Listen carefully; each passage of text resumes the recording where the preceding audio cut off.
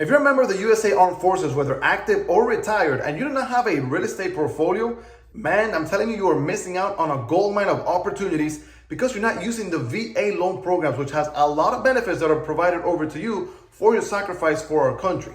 Starting with that you can buy property with zero money down, 100% financing. The second thing is you get a lower interest rate than the traditional loan program out there. Your interest rate is going to be anywhere from 1 to 2.5% lower than the FHA or conventional loans you can find out there for the rest of us. Number 3, you do not have to pay private mortgage insurance, which, by the way, in Miami, the average home sale price is about $600,000, which equals to about $300 a month of expense in PMI that you are saving by using the VA loan program. Number 4, you have a more flexible credit criteria. So even if your credit score is below 640, you can still qualify for a VA loan. On top of that, they allow you to have a higher debt to income ratio.